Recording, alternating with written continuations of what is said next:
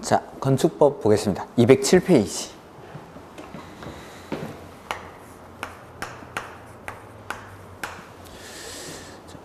우리가 이제 공법은 부동산 공법이라고 해서 크게는 토지에 관한 공법이랑 건물에 관한 공법 이렇게 두 가지로 구분을 합니다. 그 다음에 국계법, 개발법, 정비법, 그리고 농지법까지 얘네들이 토지에 관한 공법이고, 그 다음에 건물에 관한 공법에는 건축법이랑 주택법 이렇게 두 가지가 있습니다.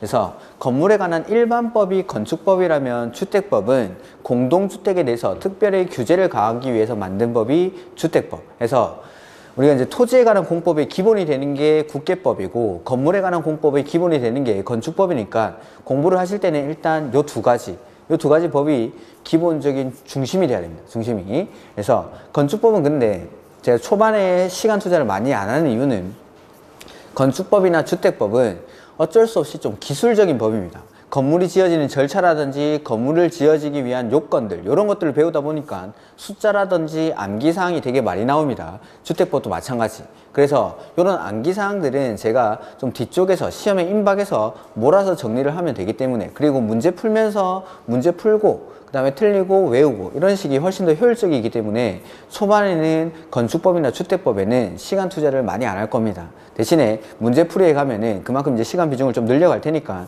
그런 것들. 그래서 암기사항들은 나중에 해도 되니까 너무 암기에 부담을 갖지 마시고 처음에는 아 이런 것들이구나 라는 것들만 좀 기억을 하시면 되겠습니다. 용어들만. 그래서 207페이지 보시면은 뭐 목적은 그냥 한번 읽어보시면 되고, 건축법의 적용 범위라는 게 나오죠. 그래서 건축법에서는 맨 처음에 나오는 게 이 건축법을 어디에다 적용할지 해서 적용 대상물이라는 게 나옵니다. 적용 대상물. 이러한 것들에다가 건축법을 적용하겠다라고 해서 첫 번째, 자, 건물이 지어지는 것. 건물은 어디다가 짓죠? 건물은 땅이라고 하시면 안 됩니다. 건축물은 땅에 짓는 게 아닙니다. 모든 땅에 건물을 지을 수 있는 게 아니라 땅 중에서 건물 지을 수 있는 땅을 따로 우리는 대지라고 부릅니다. 앞으로 건물 어디다 짓습니까? 라고 하면 땅이라고 하지 마시고 대지에다가 건물 짓습니다. 그래서 첫 번째, 대지에다가 건축법을 적용하고, 두 번째는 건물에 건축법을 적용을 합니다. 그 다음에 세 번째는 건축물에 설치하는 설비들이 있습니다. 승강기, 피레침, 국기, 계양대 등등등인데 이런 것들은 시험이랑 크게 관련이 없기 때문에 이런 것들은 그냥 한번 참고로만 보시면 되고, 네 번째는 건축법에 적용을 받는 일부 공작물이라는 게 있습니다. 인공을 가해서 설치하는 시설물들을 공작물이라고 하는데 이런 것들에다가 건축법을 적용합니다. 첫 번째, 거기 건축물이 나오죠. 적용 대상물의 가로 1번 건축물. 건축물의 의 보시면은 건축물이란 토지에 정착하는 공작물 중 지붕, 과, 기둥 또는 벽이 있는 것, 그 다음에 이에 딸린 시설물, 이걸 건축물이라고 합니다. 그러니까 건물이 되기 위해서는 지붕과 기둥 또는 벽이 있는 것, 이걸 건축물이라고 하고, 그 다음에 이에 딸린 시설물, 뭐 대문이나 담장 이런 것들을 건축물이라고 합니다. 지붕과 기둥 또는 벽이 있는 것. 그러면 건물이 되기 위해서 반드시 필요한 건 뭐죠? 지붕과라고 했으니까 지붕이 반드시 있어야 됩니다. 건물이 되기 위해서는 지붕과 기둥 또는 벽이 있는 것, 이걸 건축물이라고 합니다. 그러면 자, 지붕은 필수 요소니까 지붕이 있고 기둥이나 벽 중에는 둘 중에 하나만, 그러면 지붕이 있고 기둥이 있다, 이런 것들, 이런 것도 건물이란 말입니까? 그럼 그렇죠. 이것도 건물입니다. 지붕이 있고 기둥이 있으니까. 오늘 갔다 왔을 수도 있는데 주유소 같은 것들은 지붕이 있고 기둥이 있죠. 그것도 건물입니다. 건물. 그 다음에 그 뒤에 보시면 두 번째 줄에 지하나 고가의 공작물에 설치하는 사무소, 공연장, 점포, 차고, 창고 역시 건축물에 해당합니다. 지하나 고가의 공작물에 설치하는 사무소, 공연장, 점포, 차고, 창고. 지하에 설치하는 점포, 뭐 대표적인 게 지하상가 같은 거 말합니다. 지하상가. 그거 역시도 건물이라는 거. 지하나 고가의 공작물에 설치하는 사무소, 공연장, 점포, 차고, 창고. 사무소, 공연장, 점포, 차고, 창고, 사무소, 공연장, 점포, 차고, 창고. 리듬을 붙여서 한 10번 정도 읽어보면 충분히 외울 수가 있겠죠. 사무소, 공연장, 점포, 차고, 창고, 사무소, 공연장, 점포, 차고, 창고. 이런 것들. 근데 그 밑에 동그라미 2번에 건물이긴 하지만 얘네들은 건물은 맞습니다. 건물은 맞지만 건축법은 적용을 하지 않겠다라는 게 있습니다. 이렇게 해서 하나만 예를 들어보죠. 1번에 문화재보호법에 따른 지정문화재나 임시지정문화재라고 되어 있습니다. 우리나라 국보 1호가 뭐죠? 남대문, 보물 1호는 동대문. 자, 남대문 건물입니까? 건물? 맞죠? 지붕 있고 그 다음에 기둥 있고 벽 있으니까 건물 맞습니다. 건물은 맞는데 이거는 건축법은 적용을 하지 않겠다라는 겁니다. 건축법은. 왜냐하면 문화재니까. 얘네는 문화재이기 때문에 문화재보호법의 적용을 받는 거지 건축법의 적용을 받는 게 아닙니다. 얘네는 이런 것들입니다. 이런 것들. 이런 것들도 뭐 암기사항이니까 다음에 보도록 하죠. 그래서 지금은 건축물이 먼지만 건축물이 되기 위해서는 지붕과 기둥 또는 벽이 있어야 되고 그 다음에 이에 딸린 시설물이나 지하나 고가의 공작물에 설치하는 사무소, 공연장, 점포, 차고, 창고 이런 것들을 건축물이라고 합니다. 이렇게. 다음 대지가 나오죠. 다음 페이지. 대지란 공간정보 구축 및 관리 등에 관한 법률. 우리가 흔히 이제 지적법이라고 부르는 고법입니다. 에 따라 각 필지로 나눈 토지. 자, 각 필지라는 건 지번 부여 지역을 필지라고 합니다. 필지. 그러면은 자, 여기 토지가 이렇게 있으면 여기다 지번을 부여를 하는 거죠. 1번지, 2번지, 3번지, 4번지 이렇게 지번을 부여를 하면은 대지란 원칙적으로 하나의 필지가 하나의 대지가 된다라는 거. 즉 1번지가 하나의 대지가 되고 2번지가 하나의 대지가 되고 3번지가 하나의 대지가 되고 4번지가 하나의 대지가 된다. 요게 원칙입니다. 원칙. 대지라는 건 건물이 지어져 있거나 건물을 지을 수 있는 땅을 대지라고 합니다. 모든 토지가 대지가 아니라 토지 중에서 건물을 지을 수 있거나 건물을 지을 수 있는 땅을 대지라고 하는데 이 대지는 원칙적으로 하나의 필지가 하나의 대지가 된다는 거. 1번지가 하나의 대지, 2번지가 하나의 대지, 3번지가 하나의 대지. 다만 큰 거 지을 때 이럴 때는 여러 필지를 묶어서 하나의 대지로 보기도 한다라는 예외가 있긴 있습니다. 근데 지금은 원칙만 하나의 필지가 하나의 대지가 된다라는 거. 그 다음에 뭐 설비라든지 공작물은 뭐 암기사항이라서 지금은 안 보셔도 됩니다. 그래서 책에도 안 적혀 있죠. 그 다음에 두 번째로 나오는 건 적용 대상 행위라는 겁니다.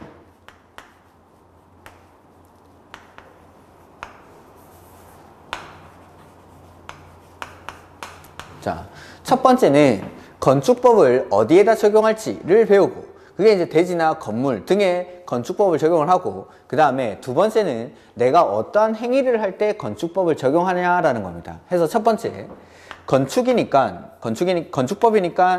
건축할 때 건축법을 적용합니다. 두 번째는 대수선이라는 걸 할 때 건축법을 적용을 하고 세 번째는 용도 변경 이러한 행위들을 할 때 건축법을 적용을 하겠다라는 겁니다. 건축하거나 대수선하거나 용도 변경할 때 해서 첫 번째로 건축이 나오죠. 건축이. 자, 건축법상의 건축에는 5가지 행위가 있습니다. 보시죠. 건축은 건축물을 신축, 증축, 개축, 재축, 이전하는 것을 말한다 라고 해서 5가지 행위. 자, 건축법상 건축에는 첫 번째 신축, 두 번째는 증축, 세 번째는 개축, 그 다음에 네 번째는 재축, 그 다음에 5번째는 이전. 이런 행위들을 건축이라고 합니다. 자, 신축은 말 그대로 아무것도 없다가 새로 만드는 것. 이게 신축이고, 증축은 원래 있는데 이게 뭔가 커집니다. 건축면적, 연면적, 층수, 높이가 늘어나면 증축. 그 다음에 개축이라는 건 원래 있는데 이 건물을 해체합니다. 해체하고 나서 기존과 같거나 작게, 즉 기존 규모 안에서, 종전 규모 안에서 새로 짓는 게 개축, 같거나 작게 짓는 거. 그 다음에 재축은 원래 있는데 이게 자연재해 등으로 해체하는 게 아니라 멸실됩니다. 멸실되고 나서 마찬가지 기존 규모 안에서 새로 짓는 거, 같거나 작게 짓는 거, 이런 것들을 재축. 그 다음에 이전이라는 건 주요 구조부라는 게 있습니다. 주요 구조부. 조금 이따 가죠. 주요 구조부를 해체하지 아니하고 다른 대지가 아니라 동일한 대지, 같은 대지에서 위치를 옮기는 것을 이전이라고 합니다. 이렇게 5가지를 행위를 건축법상의 건축이라고 부릅니다. 건축. 그래서 보시면은 1번 신축. 건축물이 없는 대지에 새로 건축물을 축조하는 것, 이걸 신축이라고 합니다. 근데 가로 안에, 두 번째 줄 가로 안에 있는데 그건 조금 이따가 2번 증축에 보시면은 기존 건축물이 있는 대지에서 건축물의 건축면적, 연면적, 층수, 높이를 늘리는 것을 증축. 뭐든 그냥 늘어나면 증축입니다. 근데 자, 하나의 대지가 있는데 건물이 2동이 있다라고 보죠. 이렇게 동이 2개가 있습니다. 이럴 때 이 건축물에서 나중에 이제 건축면적, 연면적, 바닥면적 이런 것들을 배울 텐데 이 건물의 면적을 다 합한 걸 이 대지에서 건축물의 연면적이라고 부릅니다. 연면적. 이 건축물의 뭐 정확하게 말하면은 바닥 면적을 다 합치는 건데 연면적.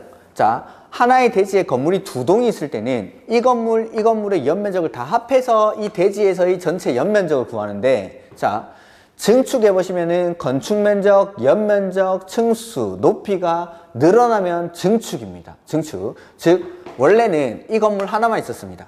1번. 근데 이거 2번을 추가적으로 짓죠.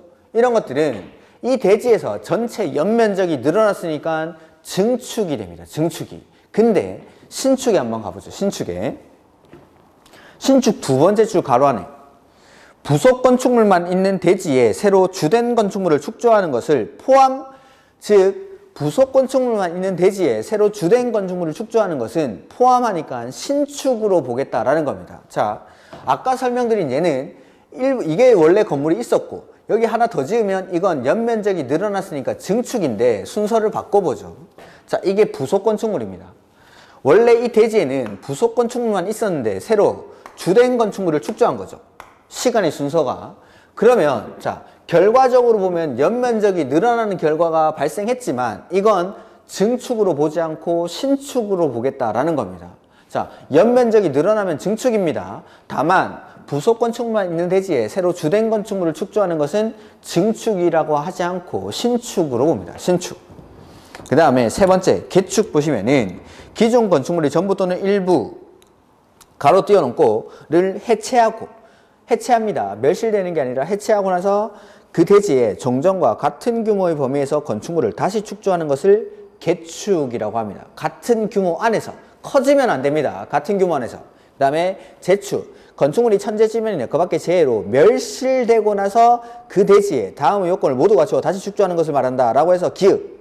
종전 규모 이하라고 돼 있죠. 그 다음에 니은의 A에 보시면 역시 종전 규모 이하. 종전 규모 이하로 해야 돼요. 이하로. 같거나 작게. 이렇게. 그 다음에 이전은 주요 구조부. 조금 이따 가겠습니다. 건물의 중요한 부분들입니다. 이걸 해체하지 아니하고 같은 대지에서 위치를 옮기는 것. 이런 것들을 이전이라고 합니다. 이전. 그래서 이렇게 5가지 행위를 건축법상의 건축이라고 하고 가로 2번에 대수선이라는 게 나오죠. 대수선.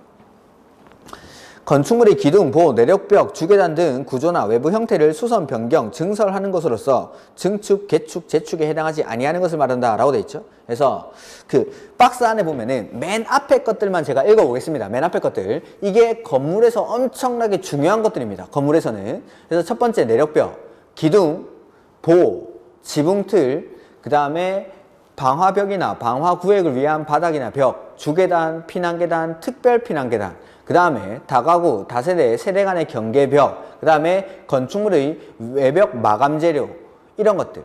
그래서 방금 제가 읽은 것들, 건물에서 아주 중요한 것들입니다. 내력벽, 기둥, 보, 지붕틀, 방화벽이나 방화구획을 위한 바닥이나 벽, 주계단, 피난계단, 특별 피난계단, 다가구, 다세대, 세대 간의 경계벽, 건축물의 외벽 마감재료, 이러한 것들을 증설, 해체, 수선, 변경하는 것, 고치고 바꾸고 이런 것들도 다 건축법의 적용을 받습니다. 건축법의 적용을 받으니까 이러한 행위들은 그냥 하면 안 됩니다.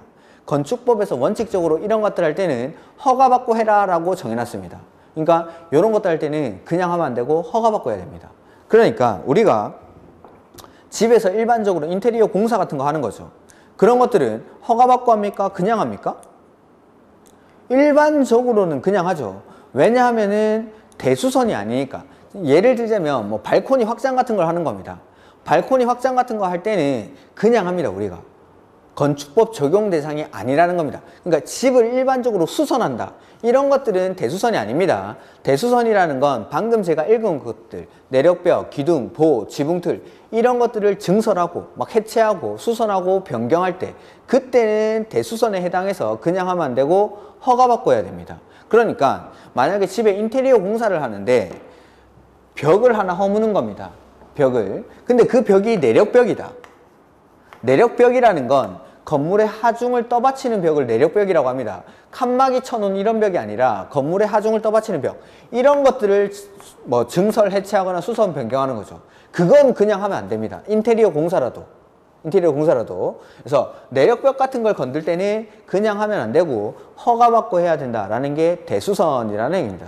그러니까 수선이긴 한데 큰 공사라는 거죠. 큰 공사. 그냥 일반적으로 인테리어 공사가 아니라 큰 수선들 이런 것들은 건축법에 적용을 받는 행위입니다. 이렇게. 그 다음에 뭐 적용 대상 지역은 지금은 안 보셔도 됩니다. 그 다음 그 210페이지 건축법상 주요 개념이 나오죠. 건축법상 주요 개념. 그래서 방금 나왔던 그 주요 구조부 2번에 나오죠. 그거부터 먼저 보죠. 주요 구조부. 에는 6가지가 있습니다. 6가지가. 그러니까 건물에서 중요한 부분들. 내력벽,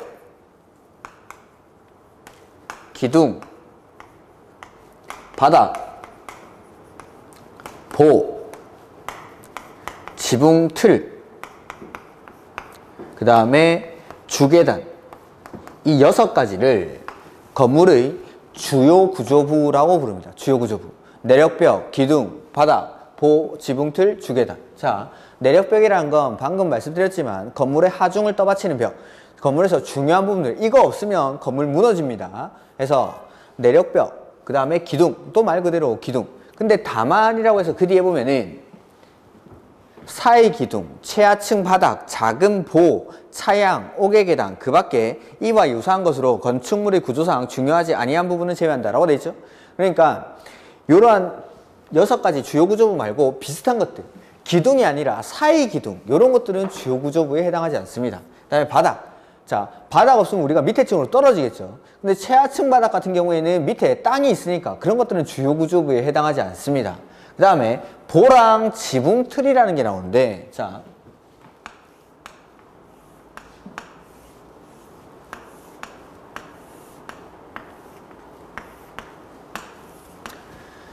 보라는 건 우리가 그 한옥에서 대들보 할 때 그 보자입니다. 대들보 할 때. 그러니까 요렇게 된 거.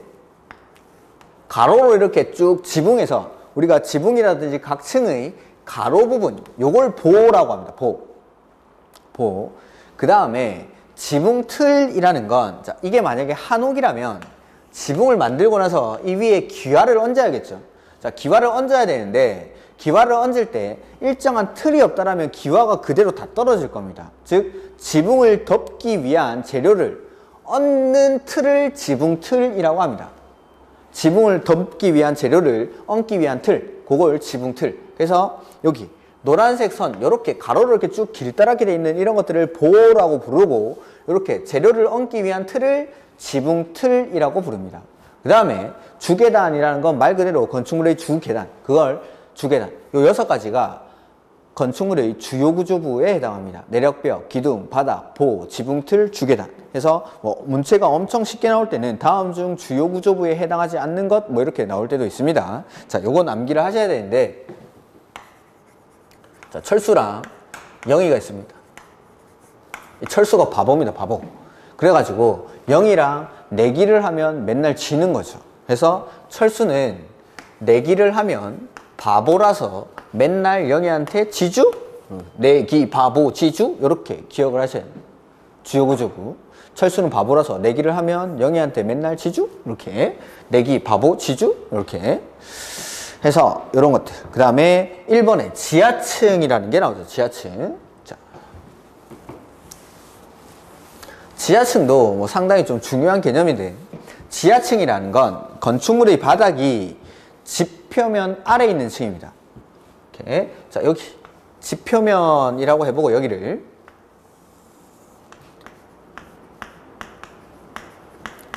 여기가 지표면인데 건축물의 바닥이 지표면 아래 있습니다. 지표면 아래 이렇게 있고 여기까지 한 개 층, 그 다음에 위에 두 개 층, 세 개 층 이렇게 쌓아 올리겠죠. 자, 이럴 때 자, 건축물의 바닥이 지표면 아래 있는 층으로서 바닥에서 지표면까지, 자, 요 노란색 점선까지 이 부분의 높이가, 노란색 선의 높이가 해당 층 높이, 하얀색 선의 높이의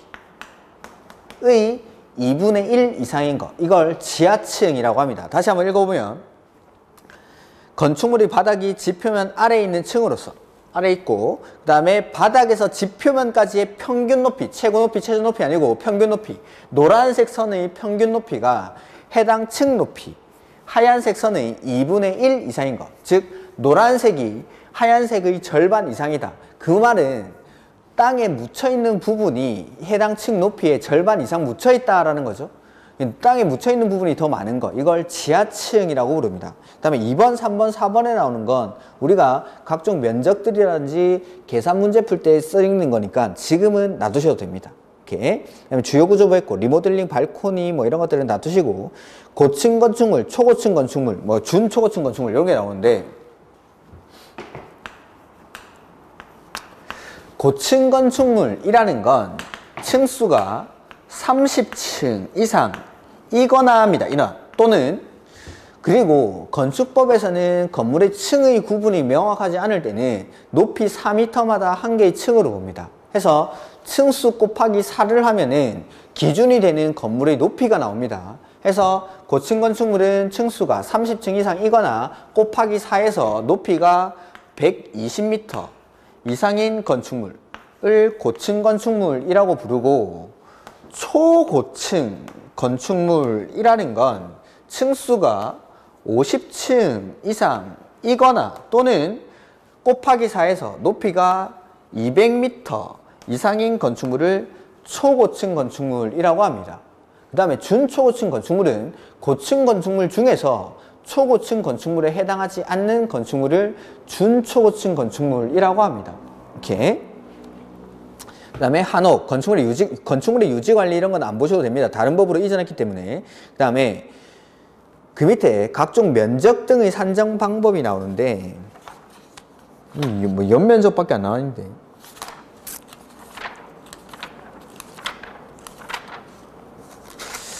이거 말고도 각종 면적들이 많은데, 연면적. 자, 보면은 하나의 건축물 각 층 바닥 면적의 합계라고 돼 있죠. 그러니까 1층의 바닥, 2층의 바닥, 3층의 바닥 이걸 다 더하면 그 건물의 연면적이 됩니다. 연면적. 이런 것들. 그게 뭐 면적 산정하고 이거 말고도 좀 많은데 지금은 뭐 요거밖에 안 나와 있으니까 일단은 요 정도까지 하도록 하죠. 그다음에 뭐 층수는 지금은 안 보셔도 좋습니다. 이렇게. 그다음에 건축법에서는 맨 처음에 적용 대상물이 나오고 두 번째는 적용 행위 해서 이러한 적용 대상물에 대해서 건축하거나 대수선하거나 용도 변경은 지금 안 나와 있으니까 따로 설명을 안 드리겠습니다. 용도 변경은 하나만 예를 들면은, 자, 우리 최근에 무슨 거리 이런 게 많이 생기죠. 그 저쪽 물레동 쪽인가? 서울의 물레동 쪽에 가면은 거기 예전에는 소규모 공장들이 되게 많던 지역입니다. 공장들이 많던 지역인데 이 공장들을 사가지고 리모델링을 하는 거죠. 해서 카페라든지 음식점 이런 것들을 만듭니다. 공장을 사서 리모델링을 통해 가지고 카페나 음식점으로 건물의 용도를 바꾸는 거죠. 이런 맛집들이 몇 개 중간중간에 들어오면서 거기에 무슨 맛집 골목이 생기고 이렇게 하는 거죠. 최근에 유행하는 거죠. 보면은, 자, 원래 건물의 용도가 공장이었는데 이 용도를 카페나 음식점으로 바꾸는 거죠. 이걸 용도 변경이라고 합니다. 용도 변경.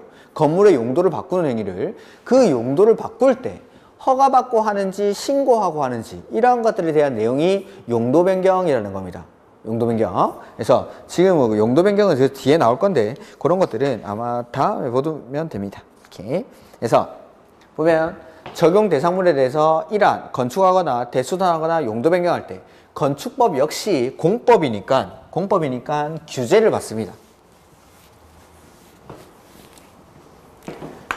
규제를 받게 되는데 그 규제가 원칙은 허가받고 합니다. 허가받고. 즉 이러한 적용 대상물에 대해서 건축하거나 대수선할 때 용도 변경은 허가받는 경우도 있고 신고하는 경우도 있으니까 건축하거나 대수선할 때는 원칙 허가받고 한다. 이게 건축법입니다. 이거예요. 그래서 허가에는 맨 처음에 누가 허가해 주는데 해서 허가권자, 그 다음에 허가를 거부할 수 있는 사유, 허가를 취소할 수 있는 사유, 그 다음에 허가를 제한할 수 있는 사유, 이런 것들이 나오는데 이러한 허가를 받는다라는 거. 그래서 건축법에서는 제일 중심이 되는 게 건축 허가입니다. 건축 허가. 오늘은 뭐 이 권한자 같은 것들은 다음에 보도록 하죠. 그래서 적용 대상물, 그 다음에 적용 행위, 이런 것들이 기본적인 용어들 정리해 놓고 나서 이제 이 절차로 들어가서 허가받을 때는 어떻게 하는지, 그러면 예외적으로 신고하는 건 어떤 게 있는지, 이런 것들을 배우게 될 겁니다. 오늘은 건축법의 용어들만, 방금 말씀드렸던 건축물이 대지가 뭔지, 건축물이 뭔지, 이런 것들, 그 다음에 건축에는 신축, 증축, 개축, 재축, 뭐 이전, 이런 것들이 있고, 그 다음에 대수선은 건물의 중요한 부분들을 증설, 해체하거나 수선, 변경하는 행위를 대수선이라고 한다. 그 다음에 기본적으로 용어들, 그 주요구조부, 내력벽, 기둥, 바닥, 보, 지붕틀, 주계단 이렇게 6가지를 주요구조부라 하고, 다만 사회기둥, 최하층 바닥, 작은 보, 차양, 옥외계단 이런 것들은 주요구조부에 해당하지 않는다. 이런 것들. 그 다음에 지하층, 이러한 건축물의 바닥이 지표면 아래에 있는 층으로서 바닥에서 지표면까지의 평균 높이가 해당 층 높이의 2분의 1 이상인 것을 지하층이라고 한다. 이런 것들 그 정도만 좀 기억하시면 되겠습니다. 그 다음에 고층 건축물이랑 초고층 건축물 이런 개념들, 요 용어들만 좀 기억을 하시고 1, 2월 달에 상세한 내용들을 따로 설명을 드릴 겁니다. 그 다음에 주택법으로 한번 가보죠. 220페이지 220페이지. 건물에 관해서는 우리가 일반적으로 이 건축법이 적용이 되는데 공동주택, 분양의 대상이 되는 공동주택에 대해서는 이 주택법을 적용을 하게 됩니다. 주택법에서 배우는 내용에는 첫 번째, 용어의 정의라는 게 나옵니다. 용어의 정의. 자, 제가 목차에다가 용어의 정의를 쓴 건 처음입니다. 그러면은 이건 시험에 나온다 이 말입니다. 주택법에서만 쓰는 용어들이 있습니다. 그 용어들이 시험에 한 문제는 반드시 출제가 되고 2문제까지 출제되는 경우도 많습니다. 그래서 오늘은 이걸 볼 겁니다. 주택법에서 용어들. 그 다음에 두 번째는 주택의 건설입니다. 일반적인 건물이 아니라 주택법의 적용을 받는 주택을 지을 때에는 어떻게 건설하는지 라고 해서 첫 번째, 자, 건축법에서는 건물 짓는 사람을 건축주라고 부릅니다. 건축주. 근데 주택법에서는 사업주체라고 합니다. 주택 건설 사업을 하는 사람을. 건축법에서는 건축주, 주택법에서는 사업주체. 이 사업주체가 되려는 사람은 미리 국장에게 등록을 해야 되는데 그 등록의 요건이 나옵니다. 그 다음에 두 번째는 조합이 나옵니다. 조합은 항상 시험 문제라고 했습니다. 조합은. 그래서 주택법상의 조합에는 지역주택조합, 직장주택조합, 리모델링 주택조합 이런 것들이 있습니다. 그 다음에 세 번째, 주택법에서는 건축법에서는 우리가 건물 지을 때 허가받고 건물 짓는다고 했죠.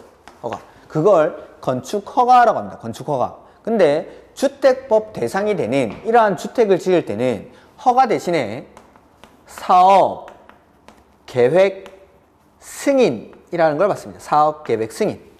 사업계획 승인. 그래서 어떠한 것들을 할 때 사업계획 승인을 받는지 이런 것들을 배우게 되고, 세 번째, 자, 이렇게 주택을 지으면은 이 지어진 주택을 공급을 해야 됩니다. 공급. 해서 이 공급에서 우리가 배우는 것들이 뉴스에서 자주 나오는 단어들입니다.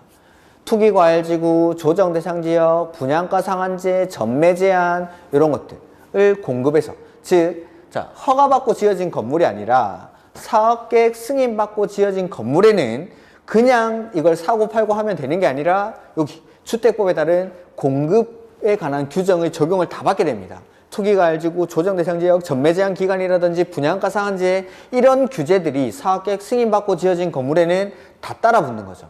이렇게 그냥 사고 팔고 하는 게 아닙니다. 주택법에서 공급을 할 때. 그 다음에 네 번째는 주택을 건설하는 자금인데 이 자금에는 예전에는 청약 통장들이 청약 예금, 청약 부금, 청약 저축 이런 식으로 막 나눠져 있었습니다. 어떤 주택을 뭐 민영주택 공급할 때는 이게 필요하고 국민주택 공급할 때는 이게 필요하고 이렇게 나눠놨었는데 그게 너무 복잡하다 보니까 이걸 하나로 합칩니다.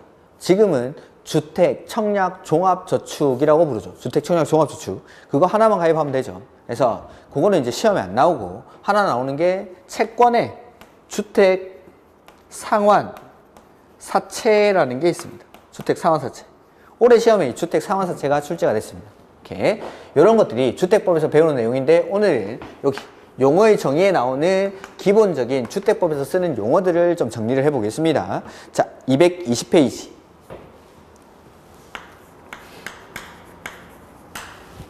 목적은 그냥 한번 읽어보시고 주택법이니까 이제 주택이 뭔지 알아야겠죠. 세대의 구성원이 장기간 독립된 주거 생활을 할 수 있는 구조로 된 건축물의 전부 또는 일부 및 그 부속 토지, 그 건물뿐만 아니라 그 부속 토지까지도 주택의 개념에 포함이 됩니다. 그리고 이 주택을 구조를 가지고 나누면은 단독주택이랑 공동주택으로 구분합니다. 구조를 가지고 구분하면 자 주택은 크게 나누면 단독주택이랑 공동주택 이렇게 구분합니다. 단독이랑 공동으로. 그리고 단독주택에는 말 그대로 단독주택, 그 다음에 다중주택, 그 다음에 다가구주택 이렇게 구분을 하고 공동주택은 아파트, 연립, 다세대 이렇게 구분이 됩니다. 자, 한 번씩 읽어보면은 2번에 단독주택. 하나의 세대가 하나의 건축물 안에서 독립된 주거 생활을 할 수 있는 구조로 된 주택을 말하며 그 종류와 범위는 대통령령으로 정한다 라고 했는데 종류가 이렇게 나뉩니다. 단독주택은 말 그대로 우리가 지나가다가 저기 단독주택이네 하는 그 단독주택. 그 다음에 다중주택은 기본서가 나오면은 그때 한번 말씀을 드릴 건데 하숙집 같은 겁니다. 최근에는 잘 없지만 그러니까 직장인이라든지 학생들이 장기간 주거 생활을 할 수 있는 구조로 된 주택인데 독립된 주거 생활을 하면 안 됩니다. 그거는 개별 각 실마다 욕실을 설치할 수 있지만 부엌은 설치하면 안 되는 이런 것들. 대표적으로 하숙집 같은 것들. 그 다음에 다가구 주택이라는 건 주택으로 쓰이는 바닥 면적의 합계가 660제곱미터 이하로서 층수는 3계층 이하이고 19세대 이하이고 이런 것들이 쭉 나와 있습니다. 그런 것들은 우리가 여기 책에 안 나와 있으니까 그 기본서가 나오면은 그때 제가 표시해야 되는 숫자들 좀 정리를 해 드리겠습니다. 그 다음에 공동주택은 세 가지가 있죠. 아파트, 연립, 다세대. 아파트는 주택으로 쓰이는 층수가 5계층 이상인 거, 그걸 아파트라고 부르고, 연립이랑 다세대의 공통점은 다 주택으로 쓰이는 층수가 4계층 이하라는 건데, 연립주택은 주택으로 쓰이는 바닥면적 합계가 660제곱미터를 초과하고 다세대 주택은 660제곱미터 이하인 것, 이런 것들을 다세대라고 합니다. 이런 숫자들은 다음에 보시면 그리고 종류만, 그래서 단독은 단독, 다중, 다가구, 공동주택은 아파트, 연립, 다세대. 근데 이게 건축법에 가면은 단독주택이랑 공동주택에 하나씩 더 들어갑니다. 건축법에서는 여기 단독주택에 공관이라는 게 포함입니다. 공관. 그 다음에 공동주택에는 기숙사라는 게 포함이 됩니다. 근데 주택법에 오면은 얘네는 빠집니다. 주택법에서는 공관이나 기숙사를 주택으로 보지 않습니다. 왜냐하면 공관은 공무원들 사는 곳이죠. 이렇게 관사 같은 거. 그 다음에 기숙사 같은 것들은 학생이 사는 곳인데 얘네들은 분양, 공급의 대상이 아니기 때문에 그래서 공급의 대상이 분양하는 대상이 아니니까.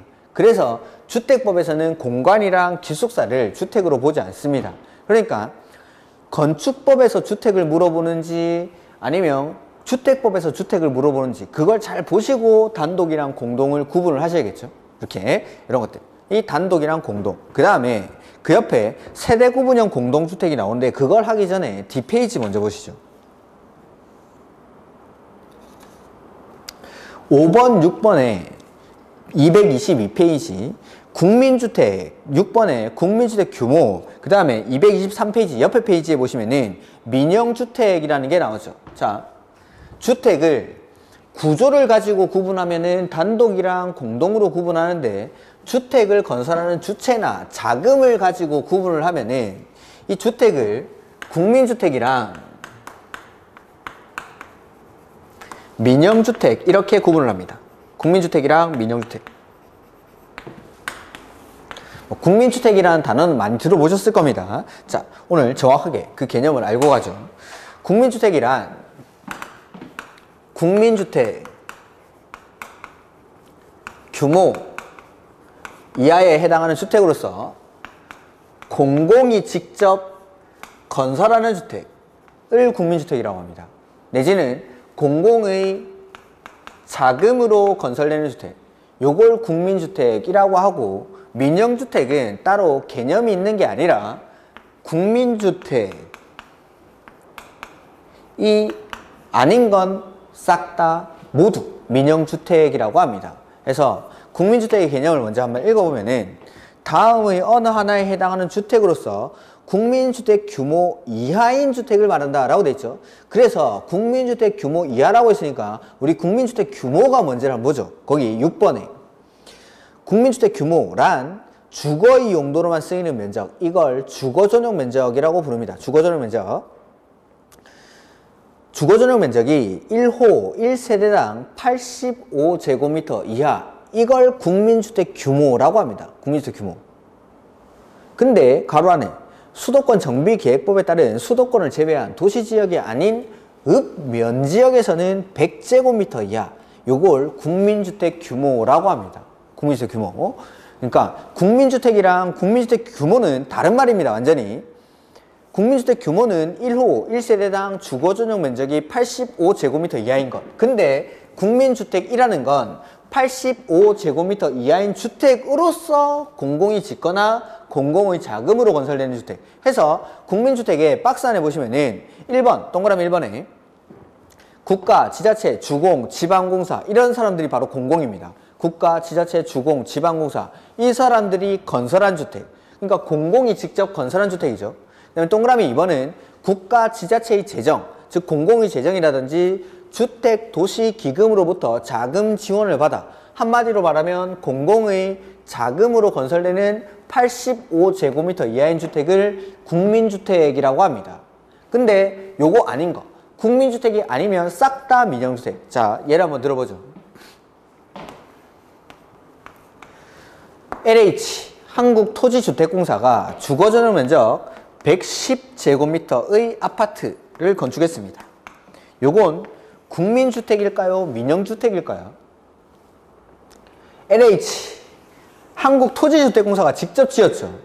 직접 지었다라고 하더라도 국민주택이 되기 위해서는 85제곱미터 이하에 해당을 해야 됩니다. 그러니까 이거는 LH가 지었지만, 공공이 직접 지었지만 국민주택 규모를 초과해버리니까 국민주택에 해당하지 않죠. 국민주택에 해당하지 않으면 민영주택이 됩니다. 그러니까 LH가 짓는다고 해서 무조건 국민주택인 건 아닙니다. 한국토지주택공사가 짓는다 하더라도 국민주택 규모 이하일 때 국민주택에 해당한다라는 거. 이렇게 해서 자, 주택을 구조를 가지고 분류하면 단독이랑 공동으로 구분하고, 자금이라든지 건설하는 주체를 가지고 구분하면은 국민주택과 민영주택으로 구분합니다. 그리고 국민주택 규모라는 건 주거전용 면적이 1호 1세대당 85제곱미터 이하인 주택을 국민주택 규모라고 합니다. 이렇게. 그 다음에 우리 앞에 안 한 거 하나 있었죠. 222페이지. 자, 용어의 정의. 주택법 용어의 정의에서 시험에 제일 많이 나오는 게 지금 보시는 세대구분형 공동주택이랑 다음 페이지에 나오는 도시형 생활주택이라는 겁니다. 그래서 세대구분형 공동주택의 개념을 한번 읽어보겠습니다. 세대구분형 공동주택이란 공동주택의 주택 내부 공간의 일부를 세대별로 구분하여 생활이 가능한 구조로 하되 그 구분된 공간의 일부를 구분 소유할 수 없는 주택입니다. 없는 주택.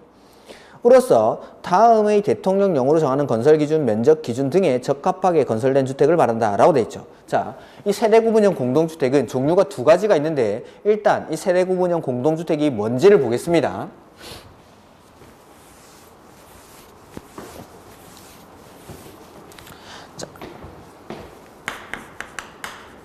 세대 구분형 공동주택. 기존의 4인 가구가 대부분의 가구 구성원 수를 이룰 때에는 가장 인기 있던 평형이 32평짜리 아파트였던 거죠. 해서 자, 이 32평 아파트의 구조를 한번 보면 여기 현관이 있어요. 현관이 있고, 이 현관을 들어오면은 여기 작은 방 하나 있고 옆에 화장실 딸려 있고, 그 다음에 여기 큰 방, 그 다음에 또 작은 방 하나 더. 그래서 방 3개, 거실 하나, 부엌 하나 뭐 이렇게 있는 거, 화장실 딸려 있고, 이런 것들이 32평의 뭐 전형적인 형태죠. 방 3개, 거실, 부엌 뭐 이런 것들. 자, 그러면 4인 가구가 부모님이 큰 방에 사시고 아들, 딸 이렇게 있던 겁니다. 근데 이 4인 가구가 분할을 해서 2인 가구, 3인 가구, 그 다음에 2인 가구와 3인 가구가 분할을 통해서 1인 가구들로 세대가 분화가 됩니다. 분화가. 자, 그럴 때 이 4인 가구에서 부모님이 있다가, 부모님이랑 아들, 딸이 있다가 아들은 군대를 갑니다. 딸은 시집을 가죠. 이렇게.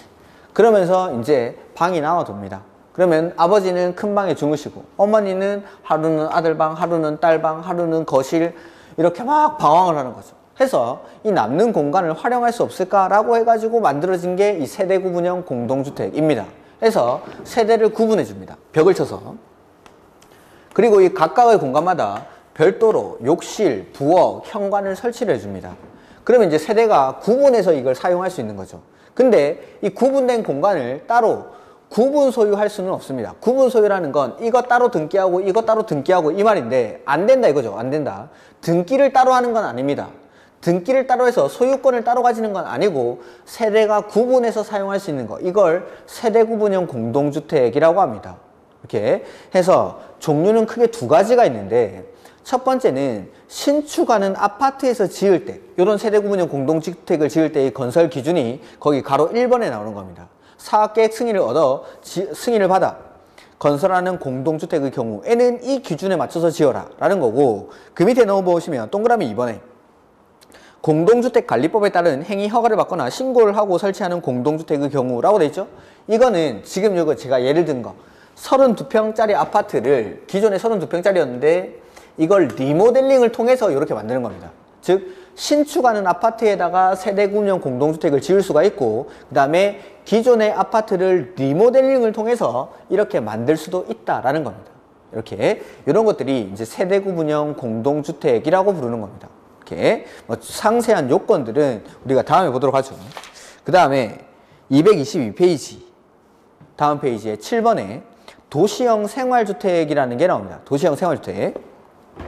실무를 하고 계신 분들이 계신지 모르겠는데 우리가 이제 밖에 나가면 이건 흔히 도생이라고 줄여서 많이 읽습니다. 도생. 자, 300세대 미만의 국민주택 규모에 해당하는 주택으로서 도시지역에 건설하는 다음의 주택을 말한다 해서 도시형 생활주택에는 종류가 3가지가 있습니다. 자, 정리를 한번 해보죠.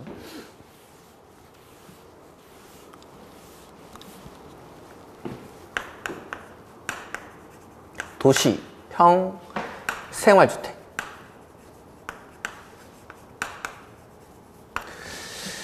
도시형 생활주택이란 세대수는 300세대 미만으로서 국민주택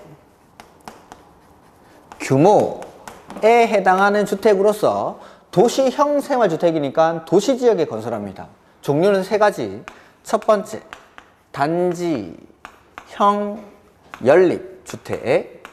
두 번째는 단지형 다세대 주택. 그 다음에 3번째는 원룸형 주택. 이렇게 종류가 3가지.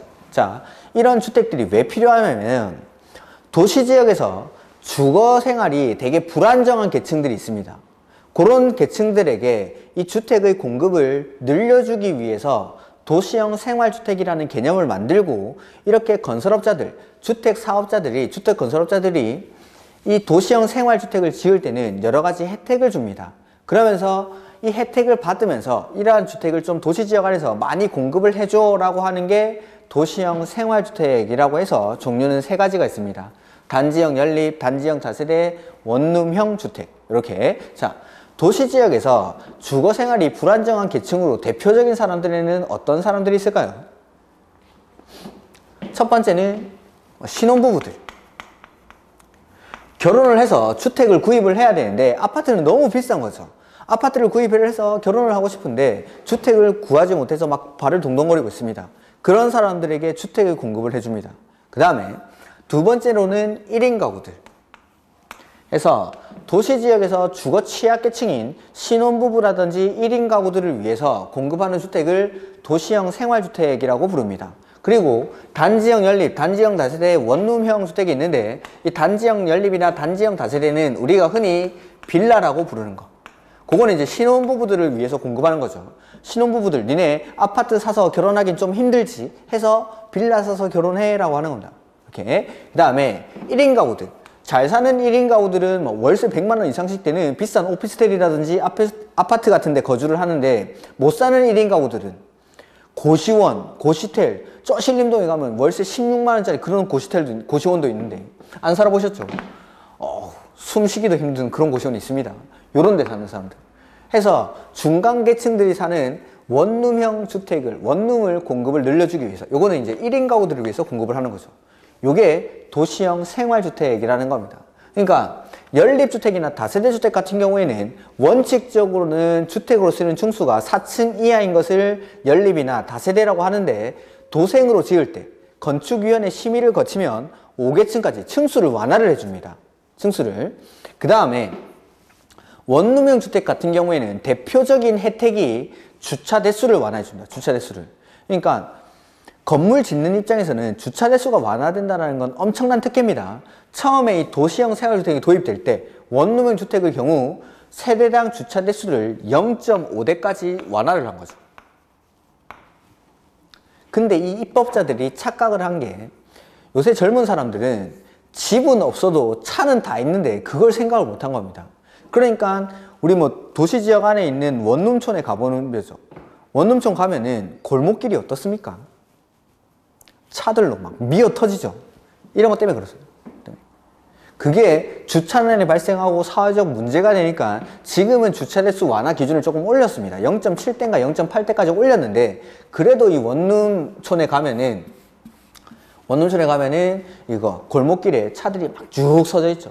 이런 것들 때문에 그럴 수도 있습니다. 이렇게 이런 것들이 도시형 생활주택이라는 거. 그래서 도시지역에서 주거 취약계층들을 위해서 대표적으로 신혼부부라든지 1인 가구들을 위해서 빌라나 원룸을 공급하는 거. 그래서 연립이나 다세대는 뭐 심의를 거치면 5계층까지 건축할 수 있다. 그거밖에 없으니까 시험엔 잘 안 나오고 원룸형 주택의 요건이 시험에 출제가 됩니다. 원룸형 주택의 요건. 자, 도시형 생활주택은 국민주택 규모에 해당하는 주택이니까 주거 전용 면적이 85제곱미터 이하면 되는데 원룸으로 지을 때는 50제곱미터 이하여야 합니다. 거기 요건에.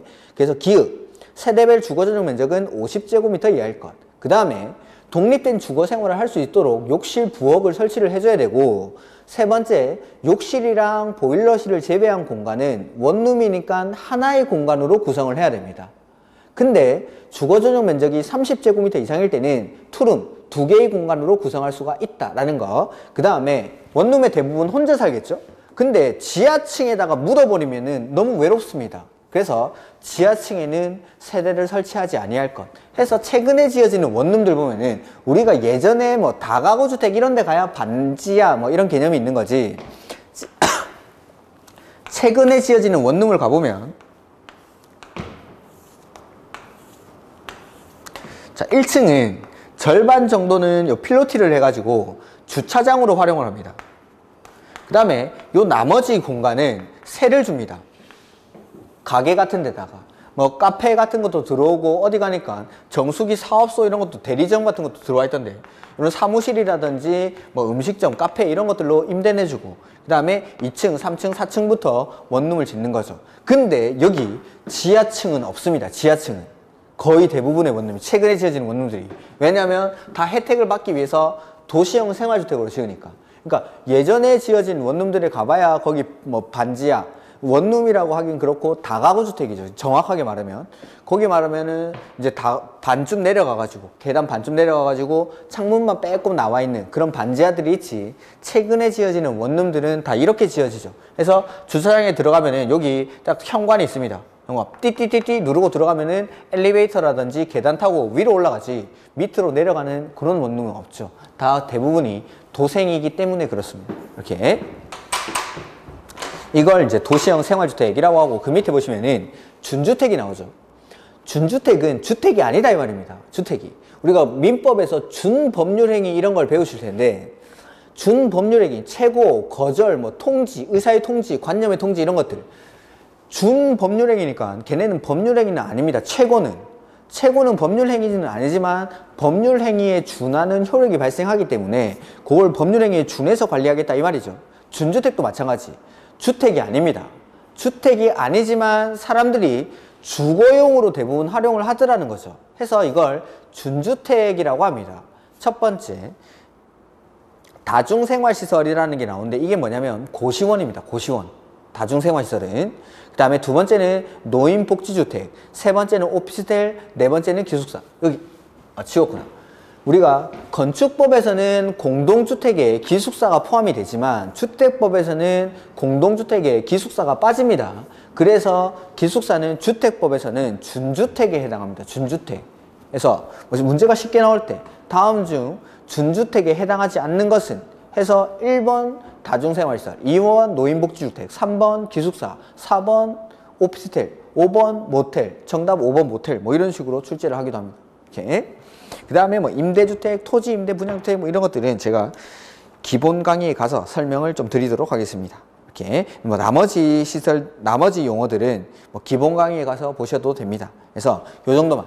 그래서 주택을 크게 분류를 하면은 단독이랑 공동 이렇게 구조를 가지고 구분하면 그 다음에 자금이라든지 건설하는 주체를 가지고 구분하면은 국민주택이랑 민영주택 이렇게 구분합니다. 그 다음에 국민주택 규모라는 건 주거 전용 면적이 85제곱미터 이하인 주택을 국민주택 규모라고 한다라는 거. 그 다음에 세대 구분형 공동주택은 기존의 주택 이걸 세대별로 구분해서 쓸 수 있는 구조로 만드는 주택을 세대 구분형 공동주택 해서 요거는 101호 하나입니다. 101호 하나. 근데 현관에는 101호 A, 101호 B 이런 식으로 구분해서 세대가 구분해서 사용할 수 있는 주택을 세대 구분형 공동주택이라고 한다라는 거고 도시형 생활주택은 도시지역에서 주거 취약계층인 신혼부부나 1인 가구들을 위해서 공급하는 주택을 도시형 생활주택이라고 부릅니다.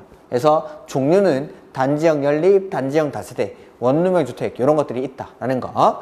자, 이런 것들이 주택법의 주요 용어들입니다. 그래서 이 과정은 그냥 용어 정도만 기억을 하시면 되는 거고 1, 2월 달에 기본서가 나오면은 그 기본서를 가지고 이제 상세하게 수업을 이제 진행을 해 나갈 겁니다. 그러니까 11월, 12월 과정은 굳이 다시 들을 필요는 없습니다. 다시 들을 필요 없고 이 입문 과정에 12월 달에 수업을 했던 내용은 제가 1, 2월 달에 다 반복을 합니다. 똑같이 농담까지도 똑같이 반복을 할 거니까 그냥 편한 마음으로 오시면 되고 그냥 따로 뭐 다시 돌려 듣고 이러실 필요는 없다라는 거 말씀드리는 거고 1, 2월 달부터 제가 이제 기본서를 가지고 이제 좀 상세한 내용을 가지고 수업을 진행을 해 나갈 겁니다. 이렇게 해서 혹시나 오실 때 용어 정도만 한번 체크하는 정도 그렇게만 하고 오시면 충분합니다. 이렇게 해서 연말에 지금 코로나 때문에 좀 힘드신데 연말 올해 한 해 힘드셨죠? 코로나 때문에 저도 많이 힘들었는데 한 해 마무리 잘 하시고 그 다음에 내년에 새해에 새 마음으로 다시 한번 뵙도록 하겠습니다. 한 해 수고 많으셨고 다 내년에 뵙도록 하겠습니다. 수고하셨습니다.